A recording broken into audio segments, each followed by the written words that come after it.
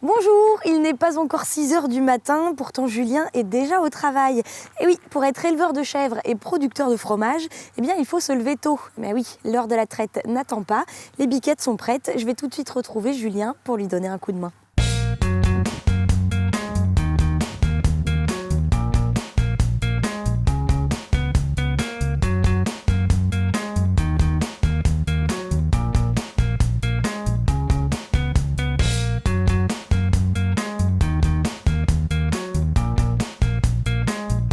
Bonjour Julien, Bonjour Alix, ça va? ça va très bien?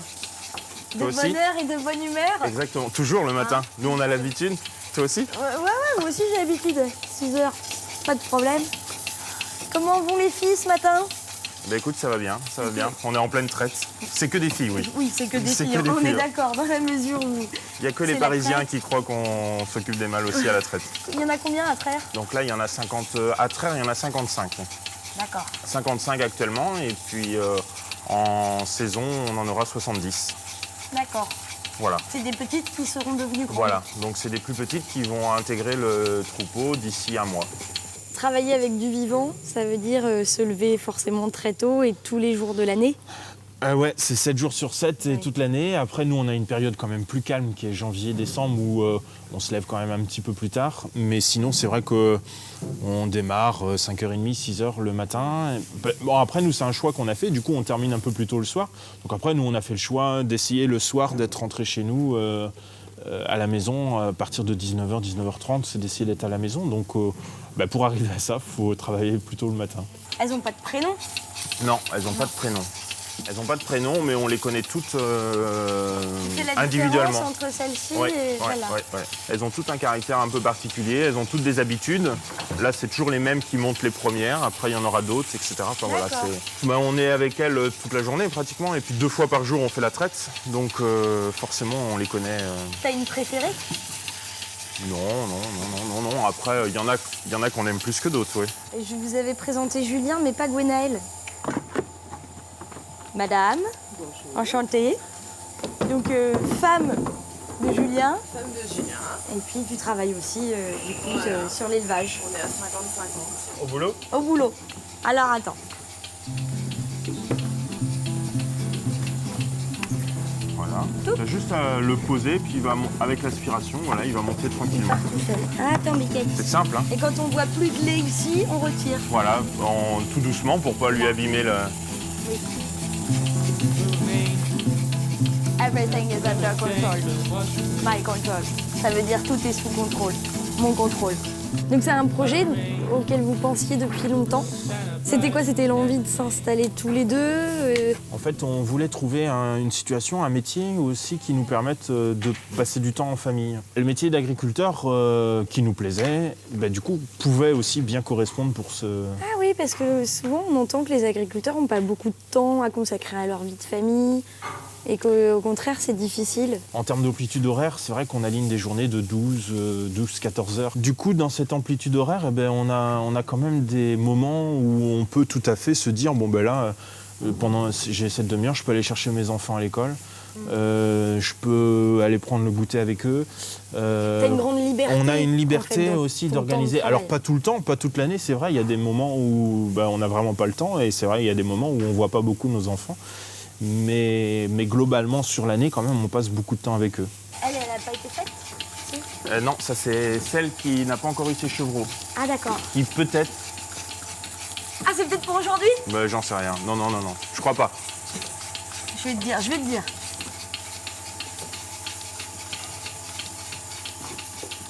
Ah pour aujourd'hui. Tu veux qu'ils sortent aujourd'hui? Tu vas voir. Et t'en fais quoi des chevreaux? Tu peux pas tous les garder. Non. Tu veux que je t'explique tout le... Non, ne me le dis pas. Ils vont au pays magique des chevreaux, où ils gambadent et restent toute leur vie des petits bébés. Eh oui.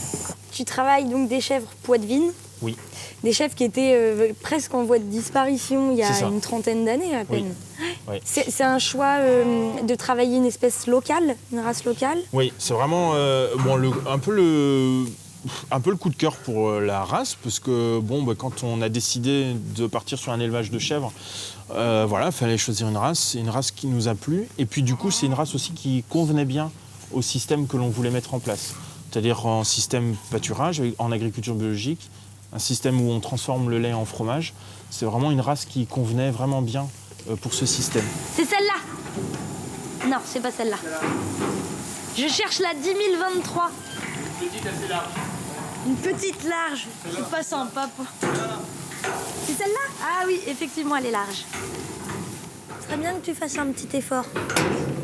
4 heures du matin, on a mis le réveil. Si tu pouvais nous faire le plaisir de mettre bas pour cette journée exceptionnelle. Là, je vais aller préparer le seau d'aliments pour les chèvres. Donc, elles ont leur nourriture principale en hiver, c'est le foin. Ça, c'est leur ration hivernale. Puis dès que les jours vont s'améliorer, elles vont sortir dehors. Et du coup, leur ration principale, ce sera l'herbe, directement dans les champs. Voilà. Et en complément, le matin et le soir, elles ont toujours un petit peu on leur apporte des céréales qu'on produit sur la ferme. Ah oui, tu produis toi-même ce qu'elles mangent. Oui, voilà. On a des terres qui nous permettent de produire, donc on est complètement autonome. Donc tu produis en bio aussi? On produit en bio. Et on est complètement autonome au niveau de leur alimentation. Il y a des fois où c'est dur et c'est prise de tête, ouais. Mais bon, voilà, ça fait partie du jeu. Et puis, quand on voit nos animaux qui sont en pleine santé, quand on voit le fromage qu'on fait derrière, je me dis qu'il ne faut pas qu'on regrette le choix qu'on a fait au départ, quoi. Et puis, dans notre projet, on voulait passer du temps avec nos enfants, mais c'était aussi pouvoir leur donner la chance d'être dans un milieu, dans un cadre de vie qui soit agréable pour eux. Donc, je crois que le bio, du coup, s'inscrivait aussi là-dedans. Ouais. Ça, c'est de la févrole, c'est de la grosse fève, en fait.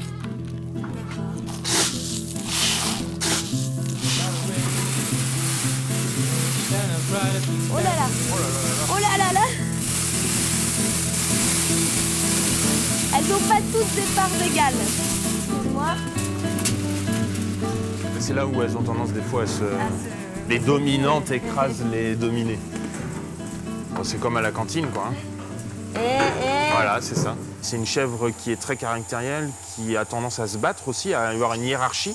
Et donc, du coup, il y a que des filles. Et il y a que des filles, donc c'est vite le bazar. Ouais. Ouais. Ton objectif, c'est pas qu'il y en ait un jour 300? Ah non. L'objectif, là, c'est de rester... on va rester autour de 70-80 chèvres. Donc là, c'est-à-dire qu'on va augmenter un tout petit peu cette année là, le nombre de chèvres. Et puis après, on va certainement se cantonner à ça. Ouais. Pour garder une exploitation à taille humaine? Oui, c'est très bien d'avoir de la demande, c'est bien d'essayer de les fournir, mais faut savoir aussi à un moment donné s'arrêter, puis on laisse la place aux autres. S'il y en a qui veulent le faire, pas de souci. Il y a de la place? Oui, il y a de la place. Il y a de la place sur du fromage fermier à petite échelle, sur des petits systèmes comme les nôtres. Je pense qu'il y a énormément de place parce que les consommateurs sont très à l'écoute de ça. Voilà. Je crois qu'ils ont besoin de voir un animal proche de l'homme, ils ont besoin de voir cette dimension humaine, sociale. Voilà. Ils ont le parfait exemple. Ils ont besoin de voir ça, ouais. Ils ont pas l'air bien, les bêtes, ici. Hein. Ah oui. Tu sens qu'elles sont un peu stressées, ouais. Que la vie est dure. Donc là, le lait qui est dans les seaux verts, c'est ce qu'on va donner aux chevreaux après. D'accord, ça c'est le lait qui est pas transformable. Voilà. J'écoute. Ça rentre, hein. Je peux leur amener le seau, là? Oui. Vas-y, débrouille-toi. Allez, je me débrouille. Ce matin, c'est moi qui fais les règles. On fait des câlins!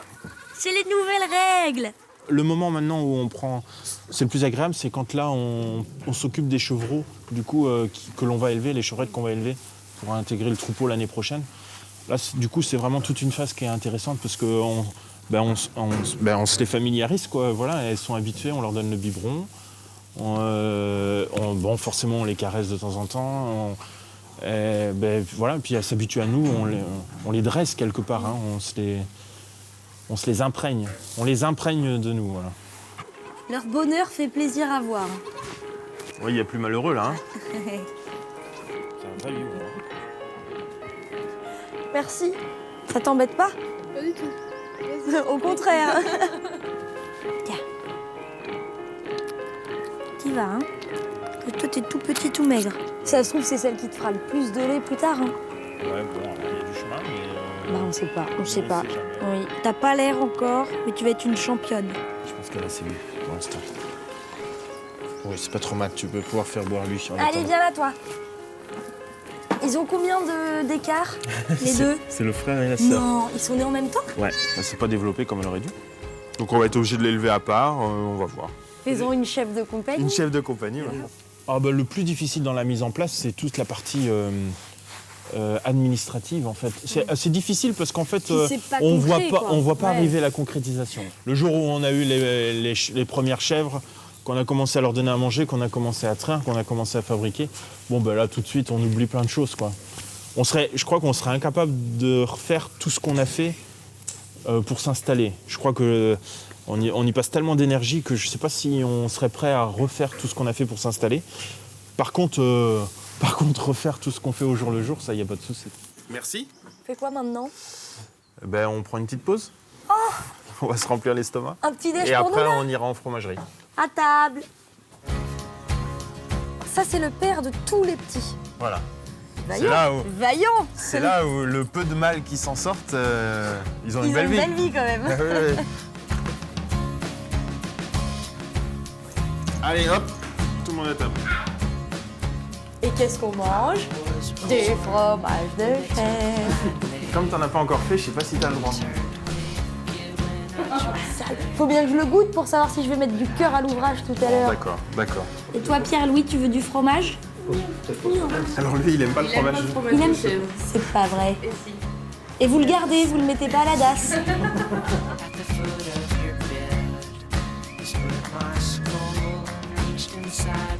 Il est bon ton fromage. On s'est appliqué, on savait que tu venais. T'es allé l'acheter exprès, non? C'est ça. C'est le comble. Et maintenant, fromage. Fromage. C'est le plus gros du travail. Vous aussi, vous avez un coup de barre ou pas là? Ah non. Non? Non, on est bien là. Ah, c'est le bon moment là.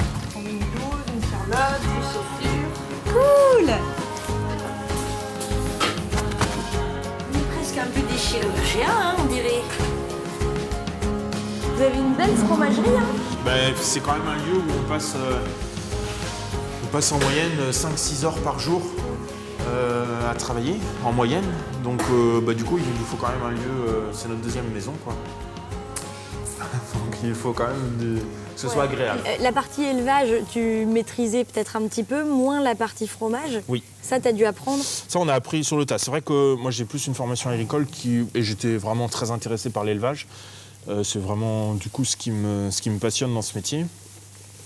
Et après, il y avait une chose, par contre, c'était plus dans ma façon de voir les choses. Je trouve bien de pouvoir maîtriser son produit du début jusqu'à la fin. Et donc, du coup, le fromage, la vente directe, le fromage, c'était une façon d'y arriver. Donc après, on a appris, on s'est formé au fur et à mesure. Pour faire un bon fromage de chèvre, prenez des amoureux, là, comme ça. Voilà. Et après, je sais pas, dites-moi après. Eh ben, il faut du temps. Il faut du temps, du bon lait. Et puis après, un petit peu de savoir-faire. Étape 1, on filtre.